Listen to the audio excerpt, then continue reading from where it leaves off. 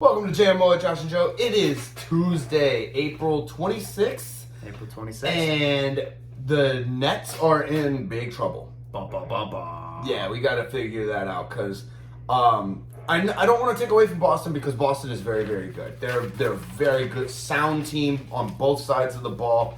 I just think like the Nets, you have to get at least one, right? You have KD and Kyrie. You have to take one game, that's all. Yeah, I mean, with the talent that they had, and especially the kind of tease that they gave us right before, or right at the play-in games. Did we get teased? We got teased in the play-in game. Oh shit! How did we get teased? Remember how good they were playing in the play-in game? Dude, they were on fire, man. Yeah, I mean they played really, really well. But I mean, given the series being a sweep, honestly, the score doesn't really indicate that.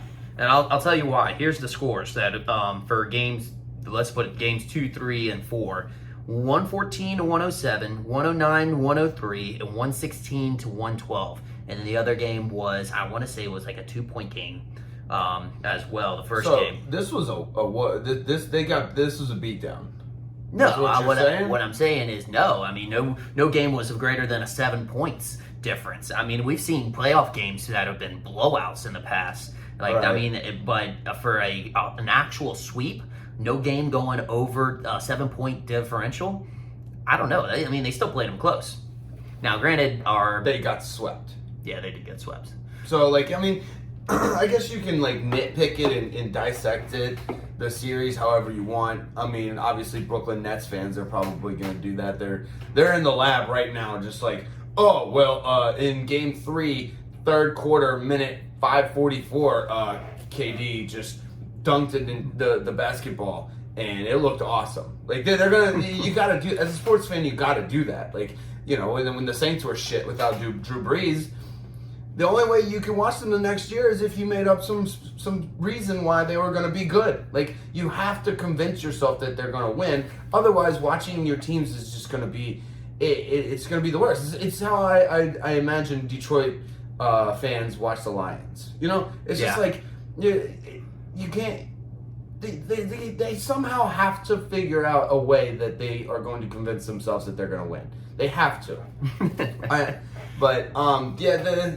It was not a great look. And like, I mean, oh my gosh, imagine if they had, you know, a really talented guy, you know, on the roster that could play defense. On Brooklyn? On Brooklyn. Imagine. That could play defense. Yeah, that would be crazy, right? I mean, maybe somebody who dresses like in fancy outfits on the bench. Yeah, really loud outfits. Yeah. Oh yeah, I wonder. Man, that would be crazy if they had something like that. that would be.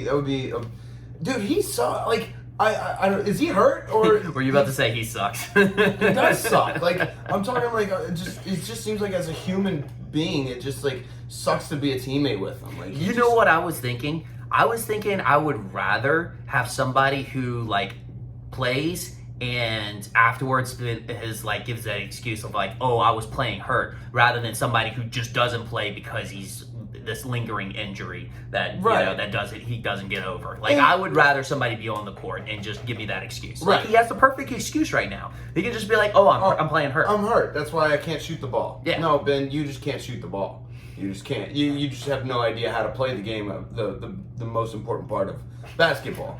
That's it. It's fine. You're just a freakishly great athlete.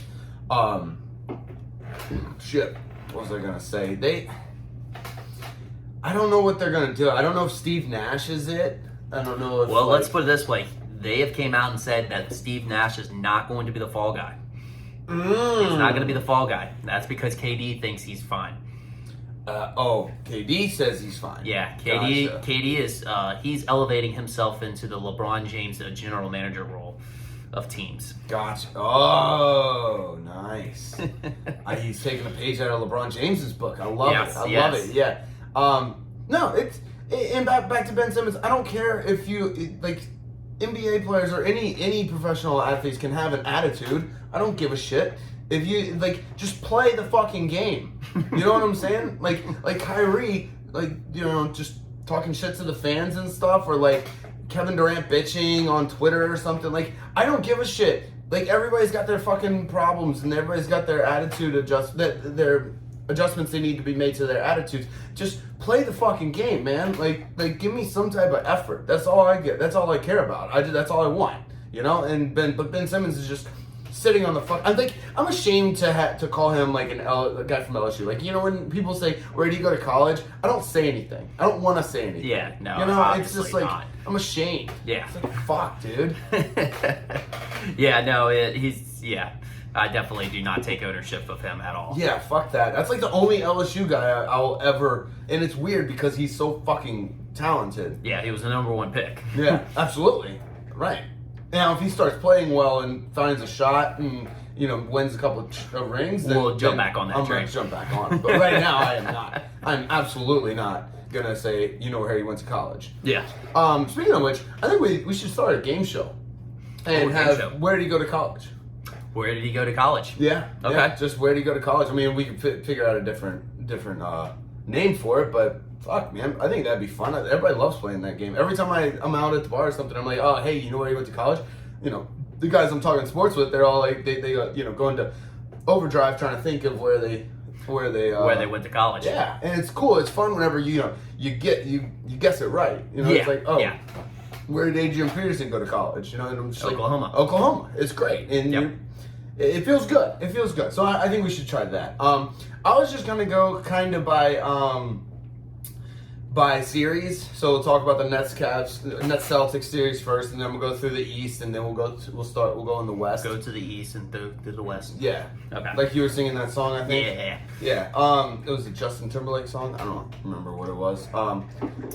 But anyways, so we're gonna do the NBA. We're gonna finish up the NBA. We're gonna do On This Day in Sports History. Then we'll talk some NFL. It is draft week, officially lying week. It is the most dishonest week of the year. Then talking soccer, and then other sports news. But yeah, back to the NBA. Let's go into the Bucks, Chicago. Here's the thing. I think Middleton being out is okay, but the series needs to go to 7 games because they can't beat Boston without Chris Middleton.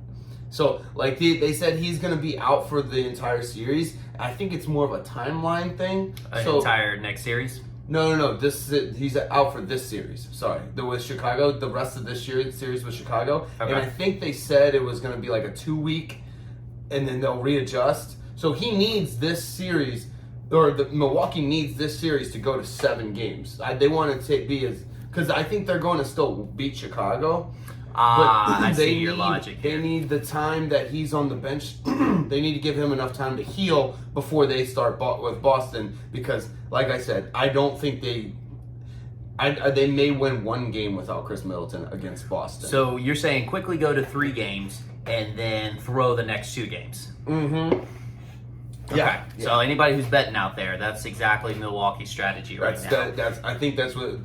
It might not be their strategy, but it's what I think they need to do for sure. I mean, it is. They are up 3 games right now, so right. You know they could throw away these next 2 games if they're going your philosophy. It's what 3-1. 3-1 right now. Series, yeah.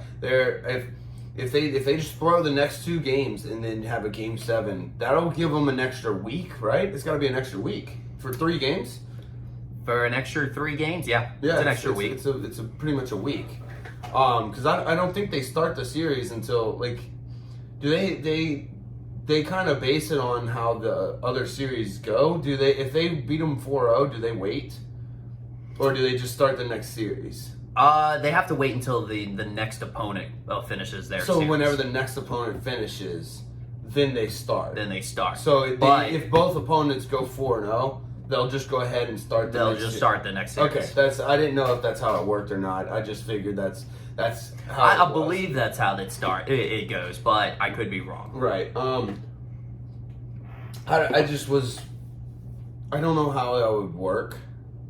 Like if you got 3 teams that went 4-0, and then you'd have 1 team that kept going to 7 games, so they would always be behind. I guess they would just have to wait. I don't know. Whatever it is, they should try and Milwaukee needs to have just as much time as they can because they can't beat Boston without Middleton. You got anything else on this series?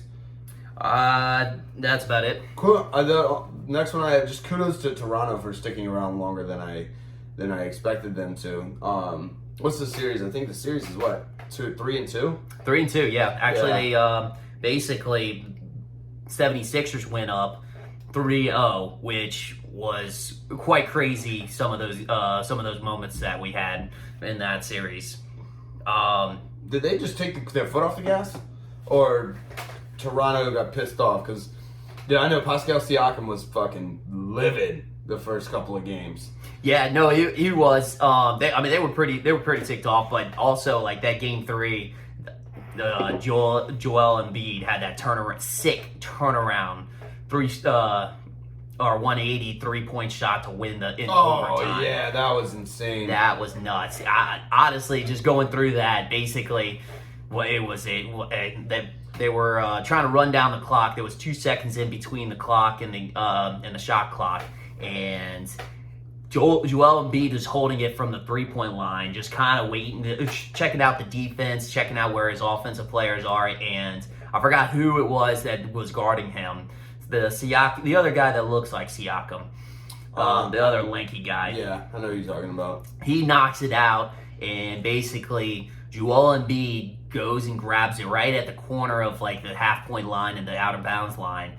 And since he looks and saw that there was like 2 seconds left on the shot clock, turns around, heaves it up, but Doc Rivers calls a timeout. No. Calls a timeout. 2.6 on the game clock, 0.7 on the shot clock. Basically, they had a play drawn up trying to get it to another player. I want to say they were trying to get it to Maxey for a 3-point shot. Yeah. The Raptors had it guarded, but Joel Embiid comes out of that screen and is open, so they pass it to him. He turns around and in less than 0.7 seconds gets the ball off his hands and scores it. It was crazy. It was nuts. That's beautiful. But yeah, no. If you have a chance to go see that that highlight, it's a great highlight. That was a great game. But yeah, Toronto comes back and wins the next 2 games, makes it into a series. Yeah, Tyrese Maxey he had 11 points in game 4 and 12 points in game 5. They need him to get going, or get back going. Yeah, he's playing a lot and he's contributing a lot. But I think he needs to put up more points. Let's see I think there's going to be a gentleman's sweep for the Miami Heat Atlanta series. I think even without Jimmy Butler, the game's going on right now. Actually, I think they're going to close it out and close this one out. I never really had too high of hopes for Atlanta, anyways. Just because the Miami Heat was so fucking good. Mm-hmm. I did pick them to go into the play to win their playing games, but the Heat's like one of the more complete teams, and they've been showing it. And I mean, Atlanta is doing what they can, but they're just not as good.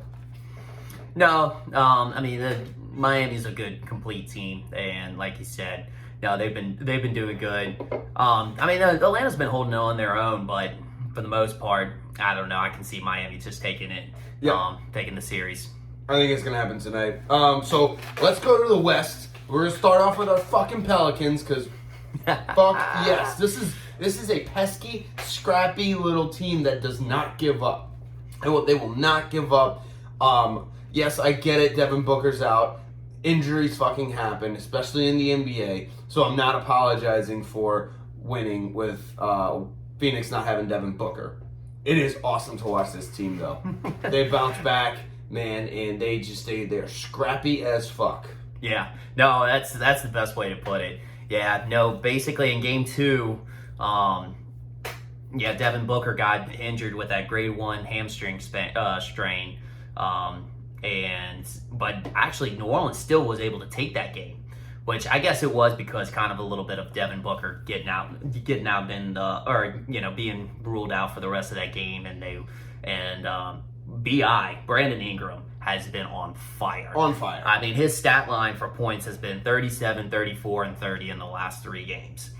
Like this man. Holy shit! Yeah, this man has been on straight fire. That is amazing. And I mean, CJ McCollum, he loves it in New Orleans. Yeah. I don't think I've ever seen like a new player fit in a certain in a particular organization like CJ McCollum has fit in with the New Orleans Pelicans. It's been great to watch because he's just meshed in so well with everybody. Yeah. They've been playing at a higher level than actually BI ever looks. During his games.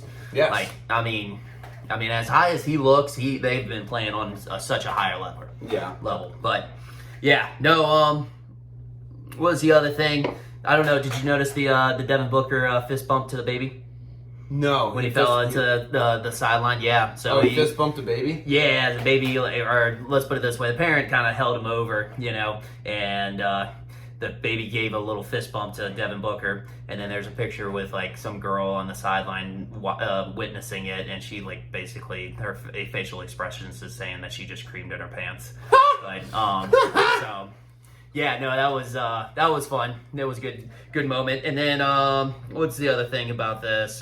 Jay Crowder is a flopping fuck. Yeah, he does flop. It's annoying. He is a flopping fuck. I hate him. He's so fucking annoying because he's playing soccer. This is soccer on the basketball court, and I hate it. Yeah, I don't like it at all either. Yeah, it's getting annoying. If it was on my team, I would not be saying this, but yeah, I'm excited. I think we got if we win tonight against Tuesday, April 26th. If we win tonight, I think we got a solid chance of winning it at home in Game 6. Bro, if Herbert Jones keeps playing the defense that he does against Chris Paul, holy shit. Shutting him down. Dude, I mean, that guy is playing feisty. Did you see that time where he was on the ground and Chris Paul came over to help him up and he waited? Yes. He did not even move. He did not budge. I love it. Didn't even give him eye contact. And I love when Chris Paul gets mad because he's like the little kid that Why? Because he's short? Yeah. No, he's like a little kid that like crosses his arms and makes a pouty face. Yeah. Yeah.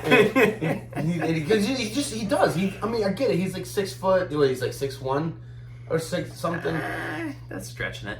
I think he's 6 foot. He might be 6 foot. I thought he was taller than 6 foot. Here, they all kind of fit that type of stuff, but just the way how tall the NBA is now, he just looks so short. Here, I'm gonna look it up real quick. Well, I'll have to give props to him on Game 3. Game 3, he was unconscious, and really was what stole that game away from New Orleans. Yeah, because honestly, New Orleans was in it. I mean, New Orleans was in it. Looked like I had a chance to win it, but he was unconscious. I would have to say this was a rookie move by Willie Green. Did not make any adjustments. It took Larry Nance to actually start putting a double team and making sure he did not get the ball. So Willie Green's young too. So yeah, he's young. That's why I said rookie mistake. Yeah. As a coaching. Chris Paul's 6 foot even. So 6 foot even. There's a reason why he looks like a little munchkin on the fucking court. Yeah, I hate him too. Yeah, I mean, if you really think about it, there's people that are 11 inches taller than him on that court. Let's see. I think Dallas finishes their series up Thursday. I don't see anything. I think the Jazz hate the Jazz. Like, they just hate playing with each other. They do not. They're not on the same page. I think you hate the Jazz. I do hate the Jazz, but I also think that like the Jazz players just hate themselves. They not themselves. They just hate their own team. They have gone with the if it ain't broke, don't fix it policy, and you're like, boring. Boring! Jazz fans don't even like the fucking Jazz. I'm also still really sour that we're not called the New Orleans Jazz. Yeah. So because that really doesn't make any sense. It makes no sense. For Utah, the fucking Mormon, there's no black people there. You gotta have black guys in order to have a fucking jazz band. Like, I'm sorry, it's just the way it is. Touche. So, yeah. I think Dallas finishes them off Thursday. What are you thinking? Dallas needs to get Brunson a deal. Well, let's put it this way. Now that Luka's back, I mean, they kind of blew him out the first game that he came back. And so I think that's just an indicator of how that series should have gone. With Luka? With Luka. So now that Luka's there, I think he finishes them off. Yep, I agree. And like I said, they need to get Brunson a new deal. Yeah. The man is playing out of his mind. Brunson is playing out of his mind. and it's during clutch season, so Yeah. Golden State finishes up tomorrow. I think that they're just playing too well. I think they're gonna win tomorrow. Yeah, Jokic is the only person that's actually doing anything on Denver consistently. Well, it is like with Murray out. It's just Jokic with a couple of scrubs around him. Like, that's all it is. So, I feel bad for the guy, but it's just kind of a testament to how good and dominant he has been. He just doesn't have anybody with him. Also, did you see the Draymond Green nails Klay Thompson with the basketball? Oh, yeah. It was a fucking... He pelted him. Like, it was... I mean, if he was sending that ball into the stands, he would have made the top row bleachers. Easily. For sure. They did, yeah, because he hummed that motherfucker. And it was a nice throw. Oh, he put his full body Green, into it. Draymond Green, San Francisco needs a quarterback. Draymond Green's there. Draymond Green. I don't know. It's just We got a quarterback controversy. quarterback controversy in San Francisco, and it's not with Jimmy Garoppolo. All right, so let's see. Golden State finishes it up. I didn't think Minnesota was going to bounce back at all after that demoralizing 26-point. They gave up 26 points in that one game, or a 26-point lead in Game 3, I think. I didn't think they were going to bounce back. I really didn't. Yeah. Isn't that series 2-1 right now? No, I think It's been a real battle. Oh wait, no, that's the protesters versus security. Dude, did you see the security in Game 3, or was it Game 4? Yeah, Game 4. It was Game 4, man. That girl, you saw it, right? The girl was running out there. We were able to rewind the tape and watch it.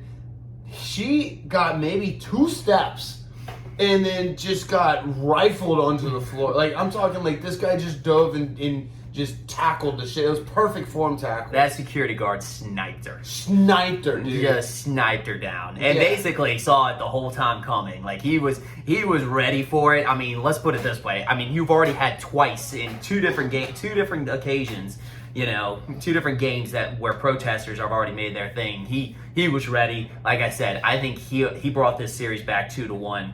Single-handedly. Protesters are still in the lead a little bit, but I think security guards are going to win this. Dude, the most intriguing part of this entire season, or this entire series, is the security turnaround. Well, we kind of have to ask a little bit here. Did you see what she was wearing? So before the 2 protesters it was were a red wearing shirt and some yoga pants or something. No. So basically, the two people before were wearing that same navy blue shirt. What she was wearing was actually a ref's shirt.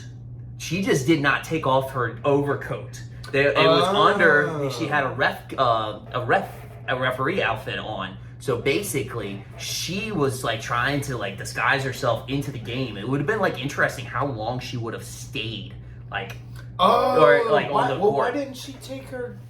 You take your shirt off before you. Bro, that security guard gave her no time. No, you take your shirt off. Oh, okay. Before Yeah. you even head out there. I know. That's a rookie move. I agree. Protesters, y'all need to fire her. That one, you need a new protester. Well, they probably needed 2 new protesters because Elmer's glue wasn't going to do it either. I just don't understand how the lady that chained herself to the post. That makes sense. Oh yeah, she was the only one with an that makes executable sense. game plan. Again, I need someone to light themselves on fire. I need y'all to up it a little bit. Go one move better. If you're gonna be a real cult, you would set yourself on fire. Set yourself on fire, and guess what? I guarantee you that what's his face is gonna have to pay a lot of money to animal shelters like y'all want him to. Guarantee it. You don't have to die. You don't have to die. Just get some burn marks. I want to just go up in flames. Make sure you have somebody with a freaking fire extinguisher. Just 3rd-degree burns. Just some 3rd-degree burns. No big deal. Yeah. But it would be electric. Electric. How much do you love your cause? Mr. Protesters for Security. Keeping an eye on this one. Yep. I wonder if anybody's tried to run out this time. or tonight, because they're playing. I know, right? They're playing. But I think aren't they at? They're at Memphis. Yeah. They're at Memphis, so no, nothing's So gonna we happen. want on this game to go into more. It's going to go into Game 6. Yeah, okay, good. It's going into Game 6. So Definitely we going will. into Game 6. So we're going to. That's what I'm going to be looking for. We're going to be looking for the protesters and what creative way they come up, and take your fucking shirt off before you go start running out there, so you can get the idea across. Poor execution. Yeah, Poor I really execution. think the security guards are going to tie this up. Yeah, I agree. I agree. The like you said, man, he sniped her. Yeah. Like she got maybe 3 steps out there, and he had her just Done. clobbered. So keeping an eye on that. Actually, I kind of want Minnesota to just win it all. So it continues. So it continues, The right? saga continues. Yeah. So we're huge Minnesota fans. So All right, because I hated Minnesota, and now we flip-flopped. Okay, all right, cool, classic.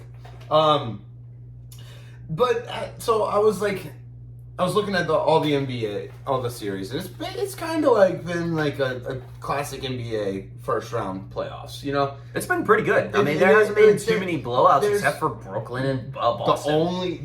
This is how bad I am at predicting. That's the only series I thought that would be any good.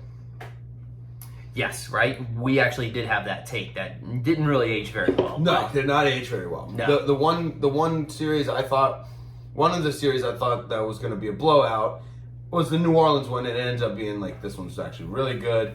I did think the Heat were going to blow out the Hawks, but you know, whatever. I was thinking about a question I had. I wanted to get your take on it. Would you rather be down 0-2 or 3-1? It's a 2-game swing, but would you rather be down 0-2 or 1-3? That's what I meant. Yeah, 0-2 or 1-3. You got to go 0-2. You would rather be down 0-2? There's more hope because there's more games available left. 3-1, you are, or let's say 1-3, since you would be down technically. 1-3, you're on the brink. Yeah, but like with 1-3, you've won one, so you know you can win. Now, I guess it's when that win occurred. Yeah, but the margin of error is like a lot more safe. Right, because you can't lose. Can't lose. All right, and then plus, I guess with the 0-2, you haven't played a home game, or unless you've played both of them home games, then you're kind of in up shit's creek without a paddle. So I guess 0-2, if I lost the first 2 games away, would be fine. But if I lost both home games and I'm 0-2, going visiting, I don't know. I might rather be 1-3. I don't know. You make an interesting point. But yeah, that's what I was thinking. Also, can we get the camera angles for the refs? The NBA refs changed. Like when they announced fouls. Yeah. Please, that's the most awkward fucking angle on the planet. It really is the most awkward. Like, it's literally like that awkward FaceTime business meeting that you have, you know, when you have to do like presentation for your class or something like that. It's the worst. Yeah, just do it like the NFL does. Attach a mic to them and stop having them like, I don't know, trying to make love with the camera. Yeah, you can't tell me that the NBA does not have enough resources to get themselves a mic like that. Yes, they absolutely. Yeah, you're right. I don't know. It just looks weird. Hell, you can just go over to the scores table, have a mic, grab it, use it, hold it to your mouth, use that, and then go give it back to them if you don't want to have something on your side hip the entire time. Yeah. All right. Anyways, anything else on the NBA? Yeah, actually, I've got playoff alliteration on this. So the literary term as far as the repetitive first letters. We've actually got quite a bit of them for this series this round, or in the first round. So we got Heat Hawks, Minnesota versus Memphis, Phoenix versus Pelicans, Boston versus Brooklyn, Bulls versus Bucks. Oh, pretty cool, huh? Interesting. I didn't notice that. Yeah, fun fact. Bulls versus Bucks. I was like Phoenix and Pelicans, but yeah. That one's a little bit of a stretch because one's their city and one's the mascot, but I threw it in there. Also, it's deceiving because Phoenix sounds like an F. Yeah, it's also it doesn't have like as similar. Yeah, you know what? Look, it's fun. It sounded good. You It's needed fun. that extra one. Yeah, it was fun. What else? That's about it. Okay. From the NBA. All right, let's go to On This Day in Sports History. Let's start. Let's get you to start. Start. Okay. All right. For the OT dish, I've got the first one. I've got in 1912. 1912. I saw this one too. Yeah. First home run hit in Fenway Park. Fenway Park, yeah. That's a pretty monumental moment looking back at it now. Probably before then it was like, oh yeah, this is the first home run hit. But when a stadium or something lasts this long, that's a pretty monumental moment. Yep. Another one. The tradition begins 1941. The first organ was put into a baseball stadium. Oh, I saw that. Yeah, they use it for the baseball music or whatever. Yep. And it was the Chicago Cubs stadium, and I can imagine them being just like, wow, this is lit. Yeah. They're them going, the little kids going to the baseball games is like, man, dude, he is just fucking awesome. Yeah, he's just ripping that organ. Yeah. All right, I got two left, so I want to do mine because I think. Oh no, you didn't. Okay, never mind. You finish out yours. I have two because you took my first one, but I have two, and I don't think you. Yeah, no, you don't have it. Go. Okay. All right, go for it. Alrighty. Well, my other two, I got 1983. San Antonio Spurs beat Denver Nuggets 152 to 133 in a playoff game. 152 to 133. Yeah. So if they say that Christ. there's no defense nowadays, and there was defense back in the day, you can tell your dad because he's gonna be the one that's gonna be saying that. You can tell him this score. Yeah, Dad. Fuck. Imagine betting the under in that game. Honestly, you probably could have bet the under and then did a live bet for the over and still won. Yeah, that is true. And got your money back. Yeah. And then the last one I got on this day in 2008, which I think is actually technically wrong. So I honestly want to fact check the. What do you think? It's the wrong year or the wrong date? It's the wrong date. Wrong date. The NFL draft. In the NFL draft 2008, Miami drafts Jake Long as number 1. But if you go back in time in that, they didn't. They actually signed Jake Long that Tuesday before the draft. Oh. Remember, the draft on that day, at that time was on Friday because they hadn't done the Thursday split for Right. everything. They did Friday and Saturday for the draft. And the first 2 rounds was on Friday, and the rest of the rounds were on Saturday. However, remember that Tuesday they signed Jake Long, and I remember thinking to myself, I was like, man, can they already do that? But the first person in the draft they can do it anytime leading up to the draft, and then it just puts the pressure back on, or it puts it onto the number 2 person. Oh, that's interesting. So, Well, yeah, fun fact. I like that. But they did that. They actually, when I was looking that up, they had it like that. But I think he technically gets drafted on that day, but he was actually signed the Tuesday before. Good to know. All right, so what I had on this date in 1983, John Elway was drafted number 1 overall by the Baltimore Colts. By the Baltimore Yeah, I Colts. keep forgetting he wasn't drafted by the Denver Broncos. He was Right. drafted by the Baltimore Colts, and I think he did like an Eli Manning thing where he's like, I don't want to fucking play for Baltimore. Yeah.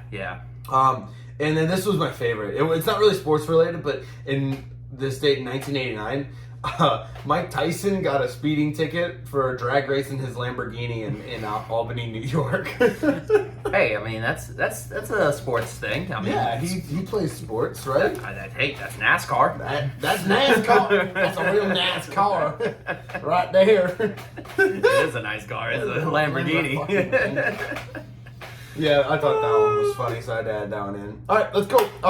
NFL. It is the most dishonest week of the year. Draft week for the NFL.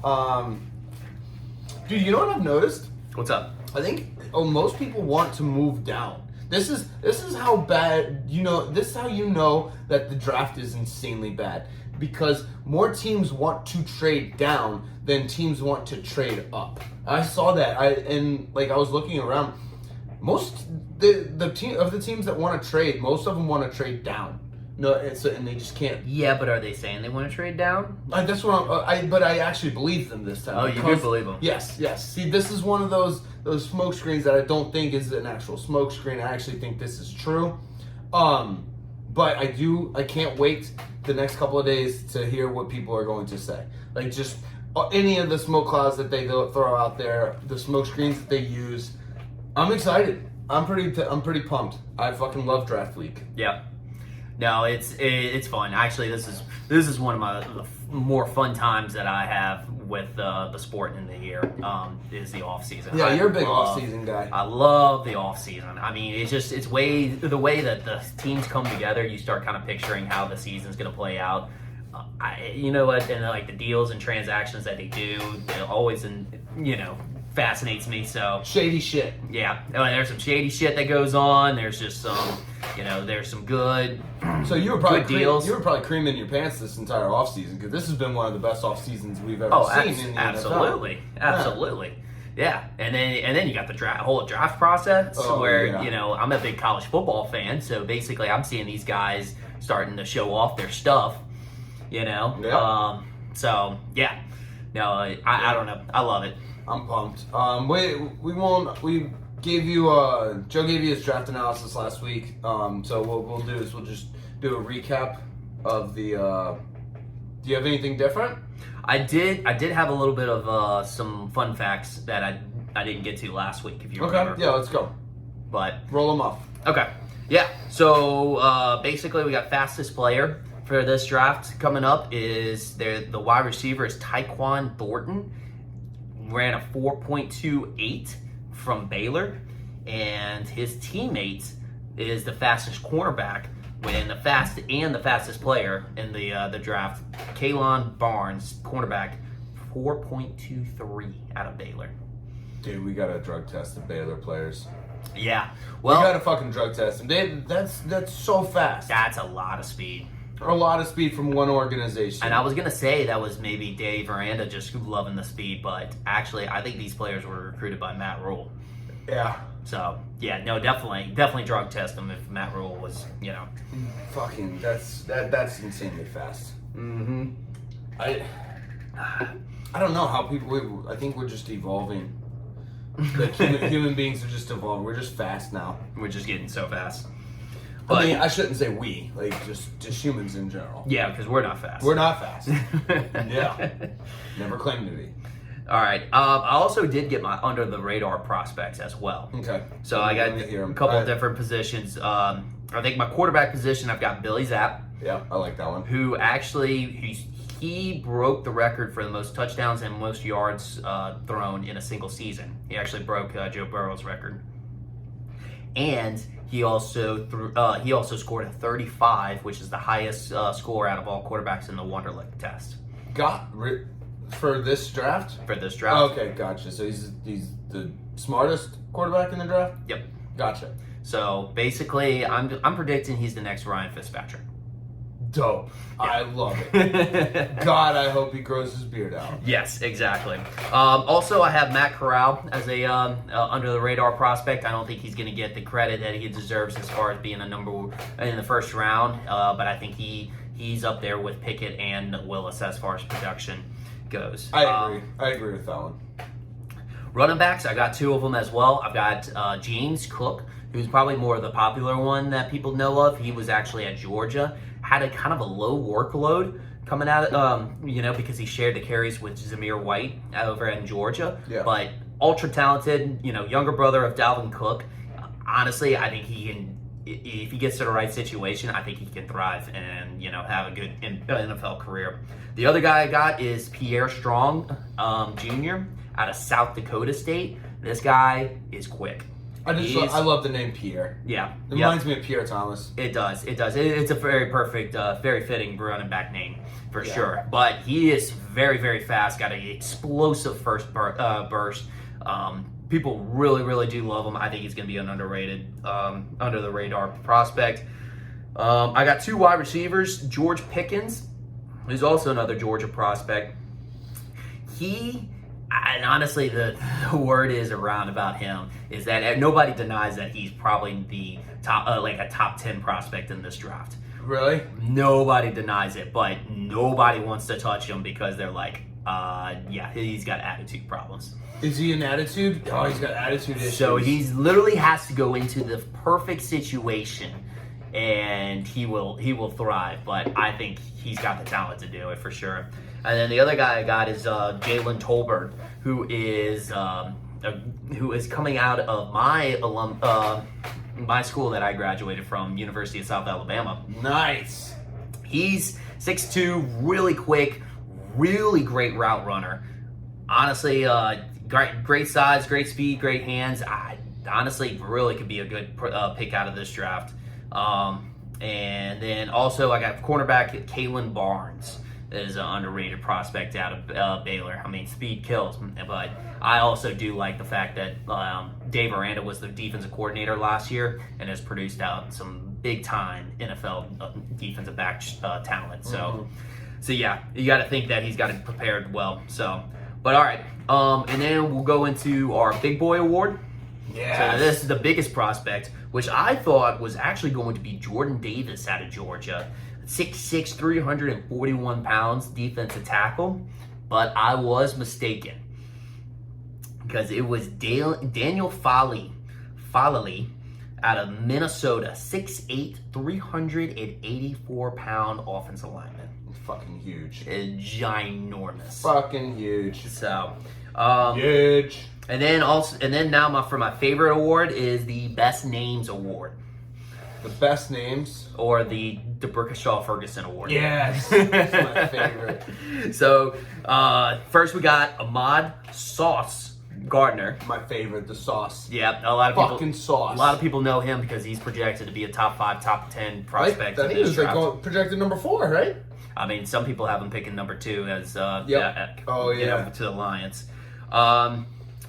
Got to go with Kenny Pickett as well. I mean, I know people have talked about this so many times, but for a quarterback and have it as his last name is Pickett, that is funny. It's an unfortunate last name. You can't. It's tough. It's tough. Yeah. It's just like the kicker for the Washington Commanders blew it. Yeah. Well, he's not there anymore because he blew it. He blew it. He literally blew it. Yeah. All right, and then Jaquez Ezzard. Jaquez. Is it Jaquez or Jaquez? I mean, it's Jaquez. It's Jeque or Quez. Jaquez Ezzard. A wide receiver. Perfect name for a wide receiver. Yeah. Dude, that's awesome. Like, and then we got an offensive lineman, Bernhard Rainman. Nice. I mean, that's my favorite player now. Yep, right? Yeah. I like this one, Zaquandre White. He's a running back, but I kind of wish he was a linebacker. That sounds like a linebacker type. I mean, just think about a commentator like announcing a game, and then like he goes up to make a sack, and it's like Zaquandre nailed by Zaquandre White. Oh yeah, I want to hear that now. I know. Well, I guess you could say the same thing about a running back. He's like clobbered by Zaquandre White. Yeah, or like plowed by. Plowed. Yeah. Yeah. All right. And then Notre Dame, actually, I didn't realize Notre Dame had a player that was a Tagovailoa, another Tagovailoa, but it's Myron Tagovailoa Amosa. Amosa. Ooh. So they had some family situation going on there. Did he get married and Well, it had to be a Tagovailoa that got married to an Amosa, but didn't take the last name. They end up taking both names. Wow. So there's a family situation going on with the Tagovailoas. I got some family There's drama. A lot of them. Holy shit. There's some drama going on. But little Catholic kids. But yeah, so that's about it. Those were my special awards I didn't get to last week with my my NFL draft. So there you go. I love it. The name, the D'Brickshaw Fergurson Award is the D'Brickshaw Fergurson Award. We can keep that going next year too. So one question I had for you, Joe. Will Debo Samuel get traded? Holy shit. Because I know that, like, nobody in the 49ers organization wants to trade him. He's the only person that wants out is him. It's just kind of a weird situation. It is weird because, like, it just seemed like it seemed like something behind the scenes happened and pissed Debo off. I think it was it had something to do with his contract. Well, from my understanding here, my understanding was that it was like he came up to and tried to get a new contract, right? Yeah. You know, understandable. Got himself like had an awesome year this year, trying to get himself a new contract, but also wanted the same amount of money as like Le'Veon Bell did whenever he was wanting running back and wide receiver money. Gotcha. So, but the thing is apparently San Fran was not opposed to it.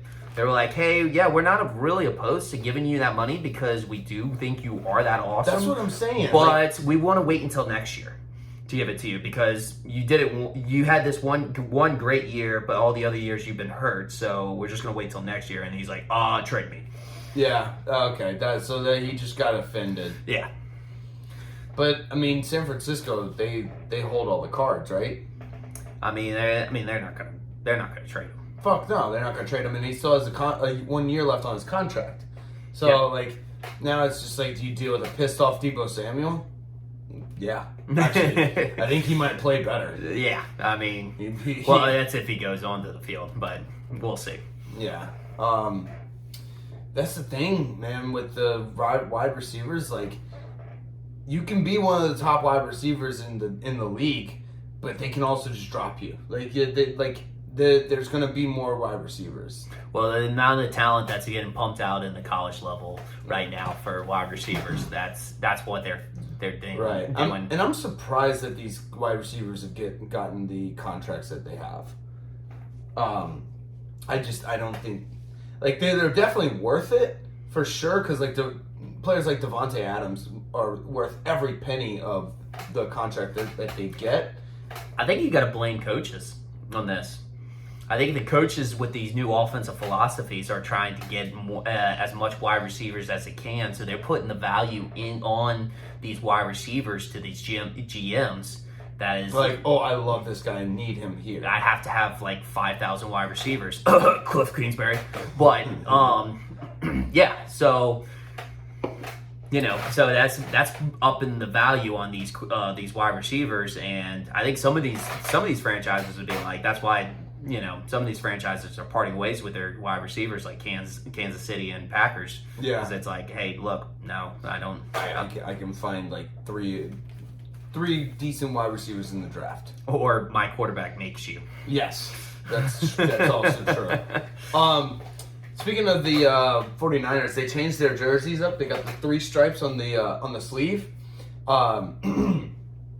This was worn back in the 90s and the 80s when Joe Montana and Steve Young won all those Super Bowls. So I would put a pretty large future on the 49ers to win the Super Bowl this year. Okay. That's what I'm going to place my entire life savings. And I will fade your picks. Yeah. As you should. Did you see the last thing I had on the NFL? This might be the most useless trade I've ever seen in my entire life. The Texans and the Patriots had a trade. The Patriots trade, this is how much Bill Belichick just loves any late round draft pick. He traded the Patriots' 5th round draft pick for the Texans' 6th and 7th round draft pick. Dude, you know that like Belichick is doing so much work in the later rounds. Bro, like I think he eyed somebody in the 6th and 7th round that are going to be way later. And he's like, he did that face he makes whenever he sees a white lacrosse player, and he's just like, I need to have these guys. Well, he's scouting these guys that are going to be undrafted. They are going to be undrafted if Belichick didn't exist in the NFL. But the thing is, he doesn't want them to have to choose where they go. He wants to be able to draft them. So he's collecting all these late round draft picks that nobody really actually wants anyway. They would probably be undrafted. But he's going to draft them even though they probably would have been undrafted. because he's like, I want you on my team, but I don't want you to have that choice to go to another team. Right. You don't give him the option. Yeah. But if you have 2 6th-round draft picks and 2 7th-round draft picks, you might as well use it on the white lacrosse player from Duke. Absolutely, yeah. So, but you would never use 1 through 4. Like Bill Belichick's smart enough to know that. Yeah, he is. You got anything else in the NFL? Did you see Jarvis Landry making his way or to the Saints, visiting the Saints? Yeah, I saw you visited. Yeah, I would love to see him come back home. Absolutely amazing. And then the other thing is there's a rumor right now. So Seattle has a quarterback situation that I don't think they're going to address in the draft.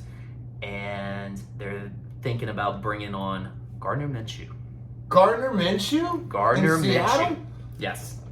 This is one of those things where I'm surprised that Colin Kaepernick is not playing for the Seahawks. Because and this tells me a lot about the situation because like Pete Carroll in the Seahawks organization is one of those types of organizations that would take a shot, a risk on Colin Kaepernick. I don't think he's good anymore. I think he sucks. I think that's what it is. I think he's just now it's just like he's gotten older because it's been 8 years, right? It's been a while. It's been 8 years, man. Like if you're not playing football for 8 years, I don't care how much you're practicing. You're getting 0 game time. You're not going to be good at the NFL level. No. Like I think he just sucks now. Yeah. Right? I mean, doesn't that make sense? It makes sense. It makes perfect sense. Because they, like I said, Pete Carroll and the Seahawks, they're the place. But how much fun would it be, if especially if you're a Seattle fan and you're rebuilding, you're rebuilding. How much fun would it be to rebuild with Gardner Minshew? Oh, it'd be so much fun. I feel like that is his role in the NFL. He's a rebuilding quarterback. Yeah, you know? You just borrow him for a little bit to rebuild everything, and then once you find your quarterback, you're done. Then you move on. He moves on to the next spot too. It's a win-win. He understands his role. Yes. But anyways, what else? I have an injury report. Oh, I love it. Give it to me. Yeah, it's a little sad one, but Kirk Herbstreit is an injury report. He's going to be out of the NFL draft. I cried. Draft day. Cried a little bit when I saw that. He might be one of his top 3 announcers. Yeah, he's got a blood clot, so we hope he gets well soon. I think he's supposed to be out for 2 months. Is the timeline? Yeah. So. Yep. But got breaking news. Breaking news: Miami has finished off the Hawks. You were correct. They played, the Hawks covered the spread because they only beat them by 9. They only beat them by 3 points. So the Hawks covered the plus 4.5 spread. Nice. But yeah, anyways, so back. I'm sorry, I didn't mean to interrupt you. No, you're good. Injury report. We got Kirk Herbstreit, Drew Brees. This is off-season news. Drew Brees is in the mix to become the Fox Sports lead NFL game analyst. Really? After 1 year at NBC. Interesting. Everybody's chasing that Tony Romo money. Yeah, they just want the Tony. Tony Romo's a fucking pioneer. I don't care what you say. Yeah. He's amazing. Now, I do have a little bit of a smaller segment for the football. Now this is, I know we've got a lot of people around that, follow Reddit. Reddit a lot, and there's a lot of, just kind of gold mines that you can find in Reddit. So I have this little segment around the Reddit world. And, let me see. The first thing I found was Packers were rumored to get trade for Darren Waller. And that actually ended up being true a little bit. Yeah, but they're not. But it also got ended up getting shot down. Yeah, because the Raiders are like, are you fucking kidding me? No, Waller's amazing, and we just got Devontae Adams. Yeah, why wouldn't you just do a swap? Yeah, I mean, basically. Yeah, that's true. So, but this other gold mine that I found that I want to share. I don't know. We're big, very, very big. It's Always Sunny in Philadelphia viewers. Best show ever. Yes, best show ever. And so one Reddit user actually came up with how Baker Mayfield dentist systemed the Cleveland Browns. Please, there's nothing more in the world I want to hear right now than this. Yes. So I forgot who the user was. I should have probably jotted down to give him credit, but We'll give him a shout out next week. we'll give him a shout out next week. All right, so obviously, DINIS system is the acronym for DINIS. Demonstrate value, engage physically, nurture dependence, neglect emotionally, inspire hope, and separate entirely. So the first one, demonstrate value. Win the first Browns game in 2 years and set rookie record. The first Browns game, because they went 0-16. Yeah, before he got there. So demonstrate value. Demonstrated the value. Okay. Engage physically. Volunteer work and constantly being in commercials about the stadium. Yep. Oh, yeah. He took very good care of that stadium. That was his house. Yes. That was his house. Exactly. So engage physically. Nurture dependence. Win enough games to almost make wild card. Yes. And yep. Neglect emotionally. Have a bad season. Create the locker room rift. Imply real fans should be fined with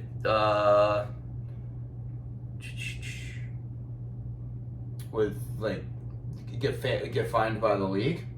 Yeah, hold on a second. I'm trying to read my notes. Shit. But yeah, no. Implies fans should be fined. And then he's got with a terrible interception ratio. Yes, he's got the worst. Yeah.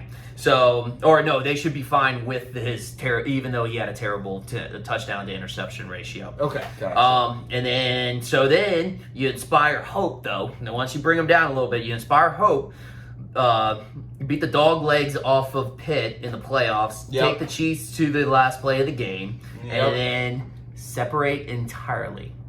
Have an even shittier season. Blame everyone else because cause people to leave and request a trade before the front office even trades for someone else.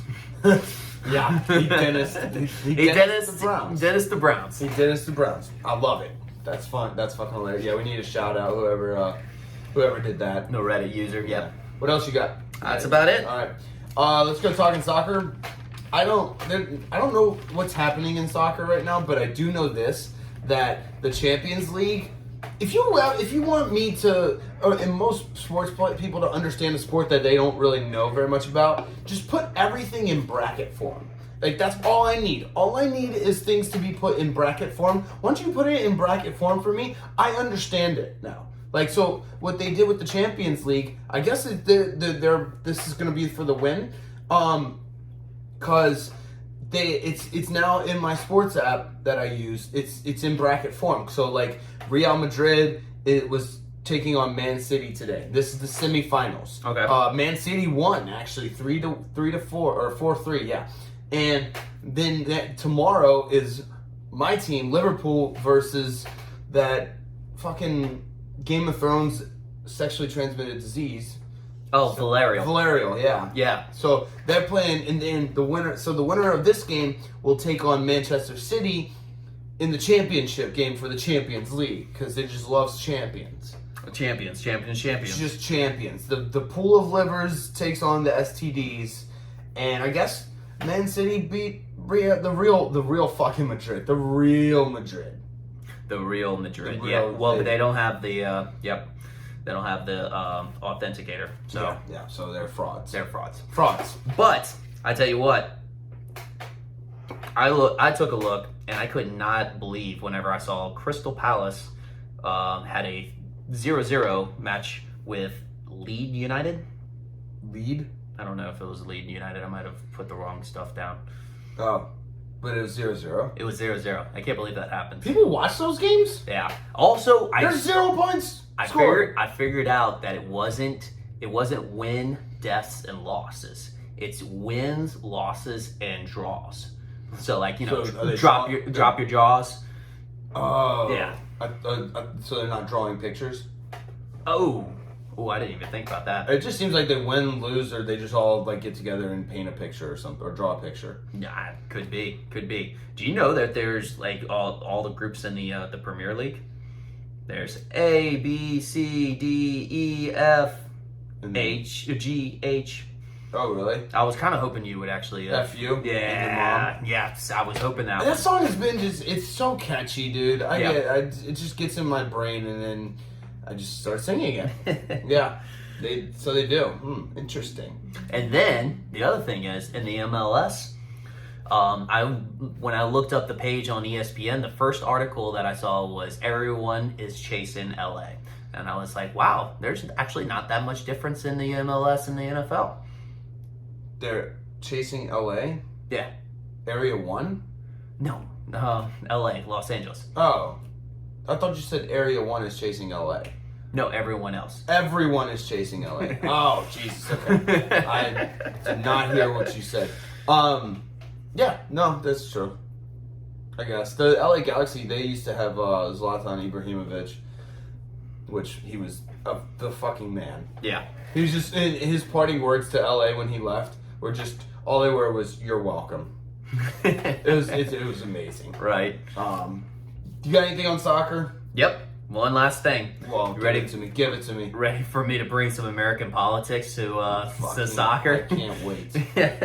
There is one black manager, since it's It's manager. yeah. They're not coaches in the Premier League. So yeah, There's only one? there's only one. Damn, that is... They need to figure that out. They need to figure that shit out. Fucking And actually, racist. did you know this is actually the really cool part that also links NFL with soccer? There's not that much difference at all.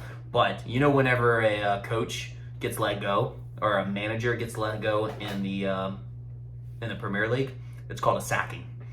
Oh, that's amazing. The manager got sacked. He got sacked? Yes. Oh, that's amazing. Yeah. We should steal that from... We're just not that simple. We're not that different. We're not that different. The NFL and in soccer, European football is not that We much. should steal that for every single firing.